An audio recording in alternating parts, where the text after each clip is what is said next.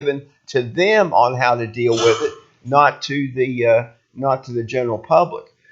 What the general public was told was that if you have leprosy or you have signs of leprosy, that you're not to hide it. You're immediately to go to the priests or the Levites and disclose the fact that you have it, and then you're to follow the instructions that the Levites and the priests give you. They're the ones who are going to deal with the problem, and this is something that came from directly from God, and it was God's instructions on how to handle this.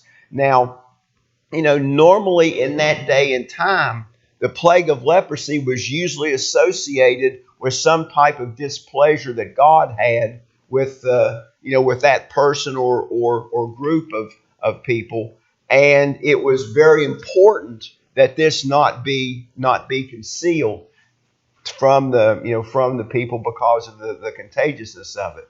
And he references here that remember the case of Miriam, and this is a reference into Numbers 12 verses 1 through 15, and we're not going to read all of that. We're going to just kind of reference it. But basically, it was a little different situation here with Miriam. She was not quarreling with the priests or anybody like that. Her case here, and the reason that she was smitten with it, was that she was quarreling, and her brother also were quarreling with Moses. In Numbers 12 and 1, it says, "And Miriam and Aaron spoke against Moses because of the Canaanite woman whom he had taken, for he had taken a Canaanite woman." So she wasn't real happy with what Moses did, and she got, she went into opposition against him, and as a result of that, she was smitten with leprosy. And as we go on down to verse 9 in Numbers 12, it says, "And the anger of Jehovah was kindled against them, and he moved." So basically, this leprosy that Miriam got was a punishment from God for the things that she had done. And then we can see in verse 15, she was basically banished from the camp for 7 days. Of course, later, God healed her, but because she had the leprosy, she was banished from the camp. And the people are not to think that this was a hard situation. This is what needed to be done for the protection of everybody. You got to get back to a clean, pure state. Absolutely, that's pretty common as we've studied. Mm-hmm. The purity is very important here, and if one person with leprosy could infect a whole congregation with something as simple as the water supply. They didn't all have their own spigot in their house back then. They all went to a common place. They drew their water out of the wells and things along that line and took them back home. And you get your water supply infected, and it could be a real problem for everybody. I have to tell this story. I think back years ago, one of the old Marshall basketball coaches was named Ellis Johnson.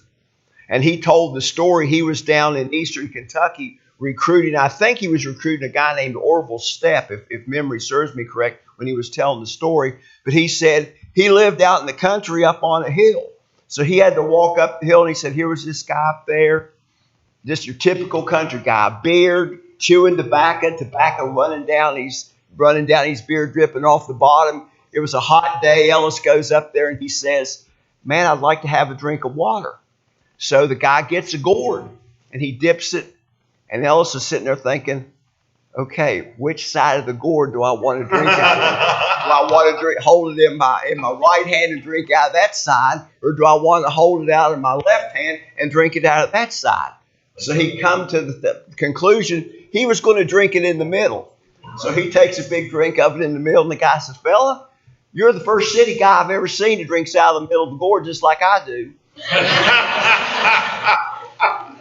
So you can see it's kind of the same situation here with the leprosy. Any other questions and comments about those verses? All right, let's move on and look at verses 10 through 15. When you loan a loan of any kind to your brother, you shall not go into his house to bring forth his pledge. You shall stand outside, and the man to whom you loan shall bring the pledge outside to you. And if the man is poor, you shall not sleep with his pledge. You shall certainly give him back the pledge at sundown, that he may sleep in his own clothing and bless you. And it shall be righteousness to you before Jehovah your God. You shall not oppress a hired servant who is poor and needy of your brothers, or of your strangers that are in your land within your gates. At this day you shall give him his hire, and neither shall the sun go down, for he is poor and sets his heart on it, lest he cry against you to Jehovah, and it shall be sin unto you. So basically what we see here is God is giving instructions to somebody who makes a loan. And we've kind of talked about this before, because apparently this was really a problem with the children of Israel and how they handled loans and things along that line. So the point here is that the Israelites were not to take advantage of their poor brethren, because they were basically in a vulnerable position, and God was going to look out for them. And since God was going to look out for them, He expected His children to look out for them also. So they were not to withhold things of necessity from people as a pledge for a loan. In other words, that pledge is the collateral. And you don't withhold certain things as collateral from people. And one of the things that they talked about here is their clothing. Now, we're not talking that these people are running around naked. That's not what we're talking about here. But they had like a tunic or an overcoat, or something that they would wear at night, because it's cold at night. And that's what was kind of being referred to here, is that you take it during the day when it's warm and they don't need it, but you return it to them at night so that they can wear it and they can stay warm, because it would be a hardship on them to sit all night and freeze to death because they don't have their proper clothing. And we also see here that the way that you collected this was also important. And it was important for the one who was doing the lending to preserve the dignity of the one who was being the borrower. You don't go into the house and demand the collateral. You let that person have the dignity to bring the collateral to you. And by doing that, you're going to get a good report, and both people can hold their head high. And it preserves the dignity of both groups. So the debtor here was the one who was to initiate the repayment, and he was the one who would initiate the taking of the collateral. Along the same lines, in verse 15, it talks about somebody who is your hire, somebody that you hire to do a job. When they complete the job and do it, you're supposed to pay them. And in this day and time, a lot of the people that did the menial type labor, they pretty much lived hand to mouth, and they didn't have a bank account stored up or savings or things along that line. They lived hand to mouth. So when they counted on each day getting the money that they had earned that day for subsistence to get the things that they needed to get to the next day. And the one who was doing the hiring was not to say, well, I'll pay you tomorrow. No, when the job is done, payment is supposed to be given. And by doing that, it's honorable for the person who is receiving the work. It's also honorable for the person who is doing the work. And by doing that, the laborer is going to give a good report of the employer. And it's a good thing. And otherwise, the complaint is going to be to Jehovah, and that's going to be counted as a sin upon the employer for not doing the things and not doing his hire his higher right. And it's a matter of, it's a matter of dignity and treating people the way that they need to be treated. And that's kind of one of the themes that we're talking about in these things is what is the right thing to do. And if you do the right thing, you're going to be pleasing in God's sight. If you don't do the right thing, then obviously you're not going to be well in God's sight. Bill? This idea of pay is covered in the New Testament. Of course, Jesus talks about in Luke 10. He talks about the laborers worthy of his hire, but he was talking basically about the those who are believers, those who are obedient. But also, James writes about it in 5:4. Mm-hmm. That he starts that chapter talking about rich oppressors, and in verse 4. He says, look, the wages you failed to pay the workers who mowed your fields are crying out against you. The cries of the harvesters have reached the ears of the Lord Almighty. Right. So, you don't want to humiliate your employees. You don't want to humiliate somebody who's got a lesser situation than you've got. And, nobody likes to be humiliated. And, everybody likes for people to keep their word when they make their word. We talked about pledges before. When you make a promise, couple chapters in the last chapter, when you make a promise, you need to keep your promise. And this is the same deal. If there's a promise made, if there's an agreement made, then that agreement needs to be kept. And by doing that, it's fair to both sides. In this case, the pledge is basically like, here, you can hold this until I pay you back. That's basically it. Right. Pawn shop. Right. Yeah. Go to his house and go grab it. Yeah. It's like pawn stars on a lower level there. But he gave it back to him at night, and then he gave it, and that, if you think about it, that's really smart, because that's a constant reminder to the one who is the debtor that he owes that until he gets the thing paid off. And it also tells the lender, hey, this guy remembers our deal. So I mean, it's good for both sides. Other comments about those verses? All right, let's move on to verse 16. The father shall not be put to death for the sons, neither shall the sons be put to death for the fathers. Every man shall be put to death for his own sin. Now, this is telling the Israelites that they were not to punish the children for the crimes that their parents have committed. And I don't think there's any verse that we're going to study today that's more timely than this one right here, considering what's going on over in Afghanistan right now, where they're going and killing whole families because one of the family members assisted the United States.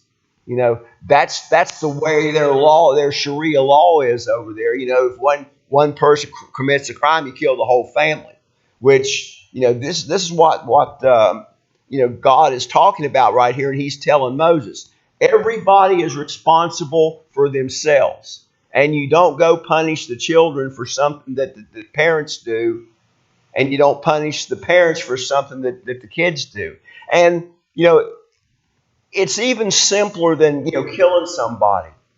You've got parents and you've got children. There's a lot there's a lot of interaction with between people, and sometimes parents mistreat other people's children because they don't like their mom or their dad. That's wrong, and that's what we're talking about here. You don't mistreat somebody who is an innocent party, and that's the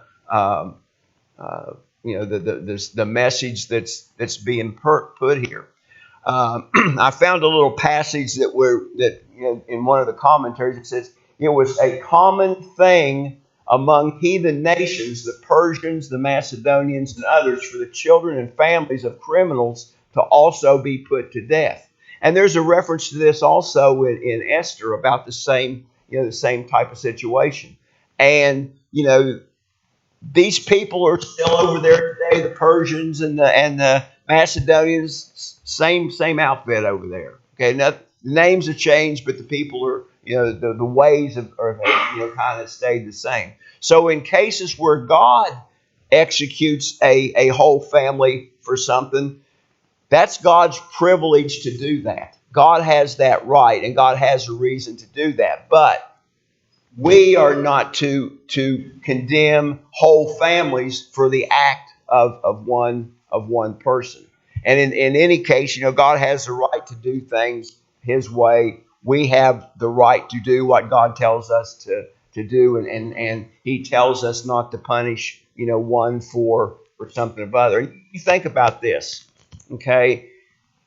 We have children out there that suffer enough because of the things that their parents do. And we don't want to make it worse by trying to hold the children responsible for the things that the parents do. That's exactly right. There would be a shame to that family because of a father. They're blacklisted, blackballed in the community. Mm-hmm. And, so they pay a price. They're not taken out in stone, but right. They pay a price. Right. And we shouldn't pile on the situation. So it's something else for human authorities to punish them for the criminal acts that they've not committed. They're going to be punished. They're going to be punished enough as it is without us piling onto the situation. So the purpose of this command here is to prevent unwarrantable and abusive application of the law by the authorities. And, let the system work the way that the system is supposed to work. And don't be like the heathens out there that does these types of things. Separate yourself from what the heathens do. And, like we've talked about before, this was going on all around the children of Israel. They saw this all the time. And the admonition was, don't be like these other people. That's not how God expects His children to act. Other comments about those verses. All right, let's move on to verse 17. You shall not pervert the rightful judgment of the stranger. I've lost my place here. You shall not pervert the rightful judgment of the stranger, nor fatherless, nor take a widow's clothing to pledge. So God here again is not only guarding the rights of the children of Israel, but He's guarding the rights of non-citizens also. So in other words, they were to be treated with the same respect that the children of Israel were to be treated.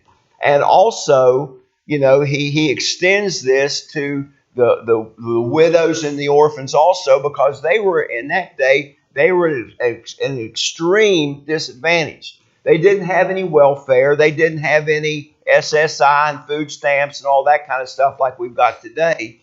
Those people literally lived hand to mouth and were, in a lot of cases, depending on the community for their support. And if they got in a situation where they had to, borrow some money to get through, you weren't to take a pledge from those people. You were to do that out of the goodness of your heart. And by doing it out of the goodness of the heart, obviously God was going to bless you for it.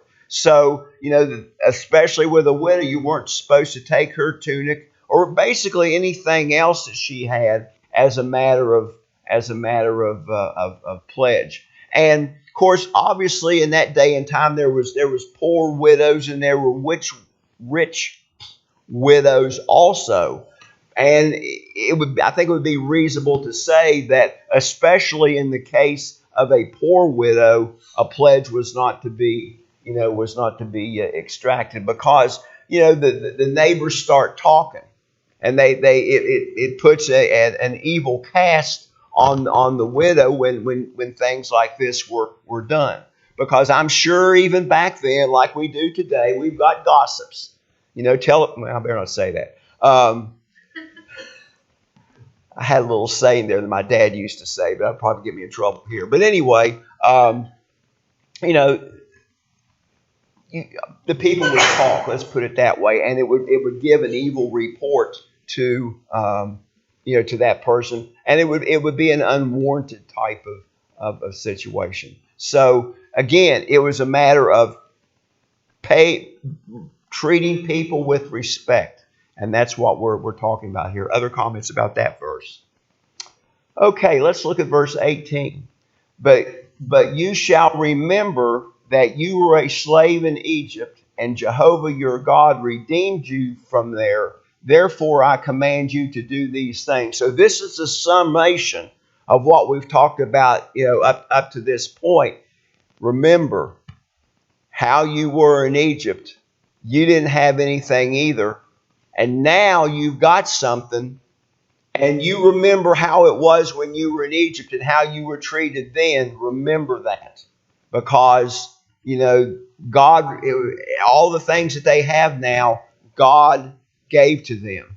And God redeemed them, brought them out of Egypt, gave them everything. Gave them cities, gave them wealth, gave them fields. All this stuff He gave them. Now they're living pretty high on the hog. But remember, you were like these people one time that we're talking about here. You were in the same boat. Don't get the big head. Don't get too arrogant about the things that that you've got now. Don't walk around like, hey, look at me now. I'm really hot stuff. You can think about people like that that grew up not having a whole lot of stuff. And now all of a sudden they've got something. They walk around with their nose up in the air because now they're too good for the people that they grew up with, because now they got some money or something like that. That's what God is telling these people to guard against. Do not don't put yourself above these people just because you've got some money. Okay? And there's lots of stuff written about if you want to test somebody's character, give them money or give them power, and see how they deal with it. If it doesn't change them, they've got good character. If it does change them, there's probably not a lot of character there. Okay, and I remember, when George Washington gave up the presidency after 2 terms as the president, King George over in England said that if he gave that up, he would be the greatest man in the colonies, because he gave up all that power and he walked away from it. That could be a lesson to some of the politicians today. Give up the power and have a little bit of character. And he was encouraged to run. Absolutely, he could have been the president for life. Okay, but he gave it up. But he gave it up, and he's not going back to that. And that's what we're talking about here. Remember where you came from, and don't ever forget that. And that God gave you these things, and God can take them away just as easy. Jeff, you have a comment? I'm saying they actually want to consider him being king. Yeah, king. Yeah. This is a group of people, regardless, and we don't know all of those circumstances, but they're always going to be there. Christ is the poor you'll have with you always. That's right. He expects us to take care of the poor. Right. One way or the other. And there's a lot of them out there. And sometimes, we've been blessed. We've got a lot of stuff. We don't always get to see all the way that some of the other people live. And it would be a rude awakening to some people to actually see some of the stuff that that goes on out there. In your work on ambulance, you've seen some things that boggle the mind. Yeah, I mean that's one thing that that I have learned on this. You get to see the good, the bad, and the ugly. And there's a lot of ugly, and there's a lot of this in our community. Like teachers see this stuff all the time. What goes on out in the community, and bless their hearts. They do the best they can to try to help these kids. I know just about every school I know of has got a room somewhere where they've got clothes and food and stuff like that they can send to these kids, to make their lives a little bit easier. And it's a bad situation. There's a reason they do these weekend backpack things, because a lot of those kids wouldn't. Absolutely. If we hadn't had the summer meal program and offered the food over the summer, there are probably thousands of children across the state who wouldn't have had anything to eat. Years ago, there was a sports program over at Marshall that I worked in, and it was like 4 days a week, and we fed the kids breakfast and we fed the kids lunch. And I can remember we had plenty of food that the kids would wrap the stuff up and put it in their pockets and take it home with them, especially on Thursday when they may not get a meal until Monday again. And I mean, it tears at your heart to see these kids, have to do this in a country like we've got more than enough. We throw food away like crazy in this country. And I can remember when I was little, and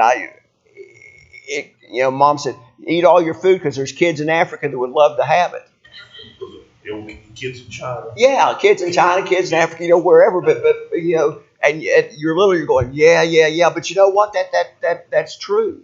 And if you ever get the opportunity, you ought to read the book called The Candy Bomber. And it was about the Berlin airlift. And there was a section in there, it was talking about one of the greatest jobs that you could have in Germany right after World War II was working for the Americans. Because the Americans would throw food away and you could go through the trash cans and get you a meal to take home. Now you think about that. We don't have to go through trash cans to get food, but there's people in this country that have to do that. So I mean, we're really blessed. The guy's name is Gail Halverson. Gail Halverson, yeah.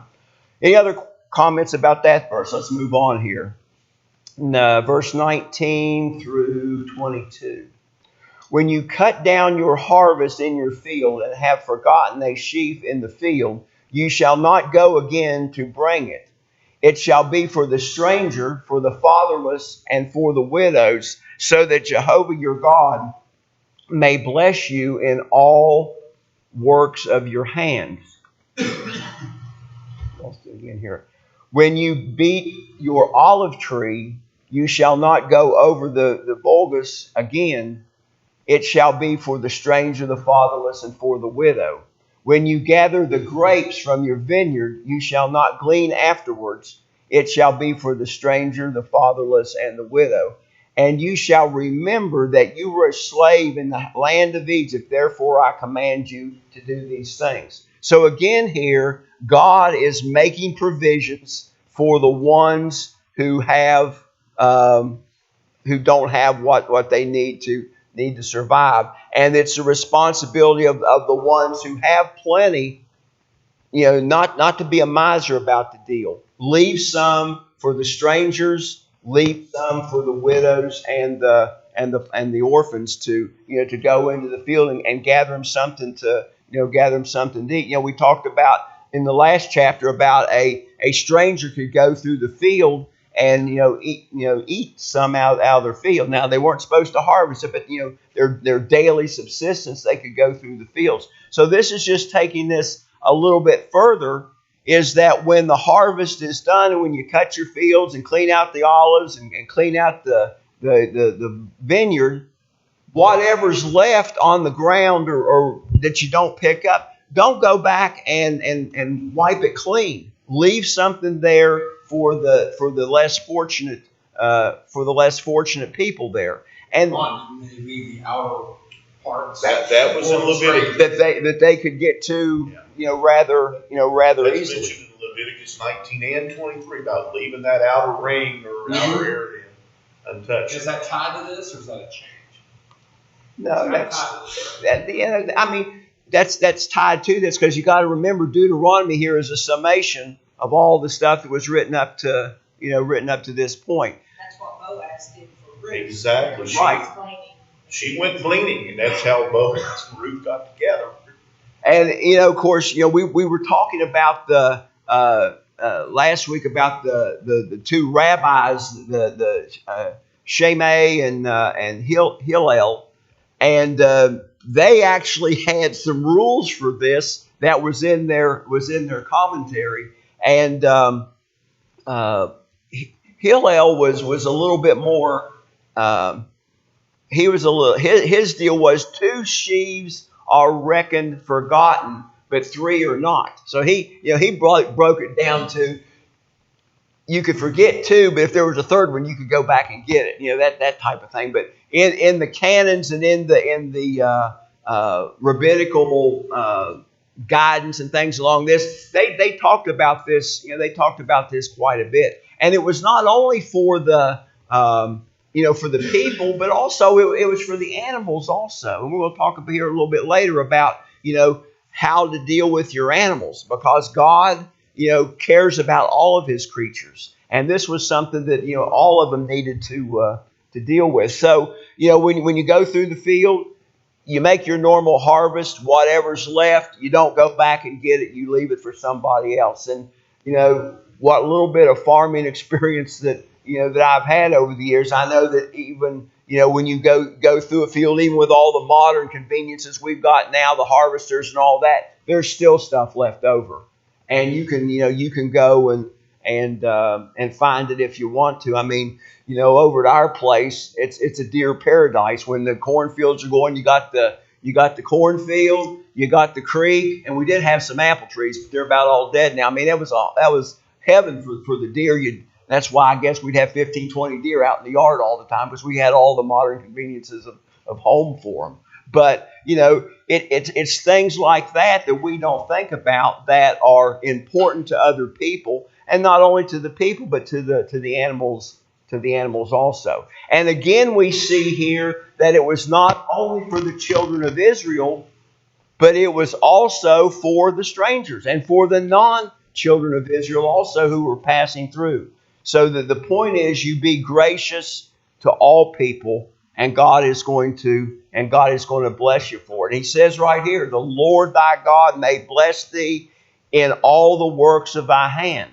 So you do this and you're going to have good harvests. You're going to have good weather for planting. You're going to have the rain and all the things that are needed, because God's going to provide this, because you're being a good steward of the things that he has given you, and you're doing things the way that it needs to be done. I think it all ties in with the covenant too. Absolutely. Because if you are properly managing your land, managing your family, you're being a good part of the community, and you certainly put God first in your devotion, God's going to take care of these things. And Bill was mentioning in Leviticus 19. Let me read you 19, 9 and 10. It says, when you reap the harvest of your land, you shall not wholly reap the corner of your field. You shall not gather and glean your harvest.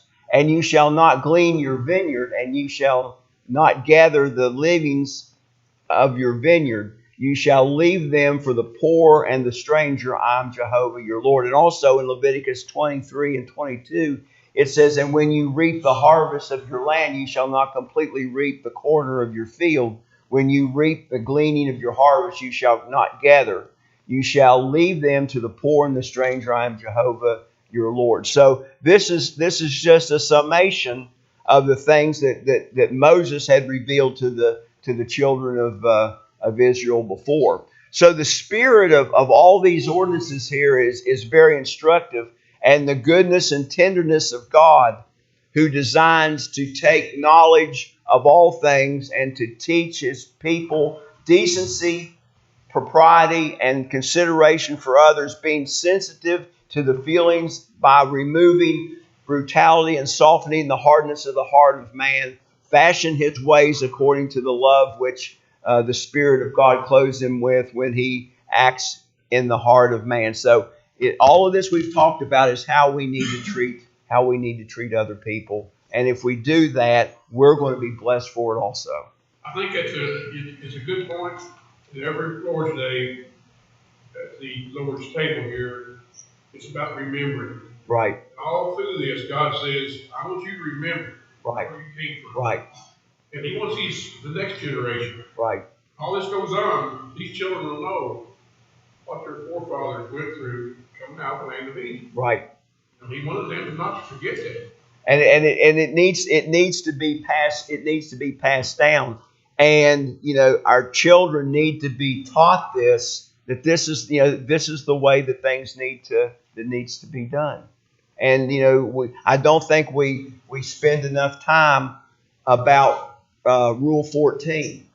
And guys don't know what Rule 14 is. It's do what's right. And if we do what's right all the time, then we're going to be better off. We're going to feel better about ourselves, and God's going to bless us. I don't know how you get any better than that.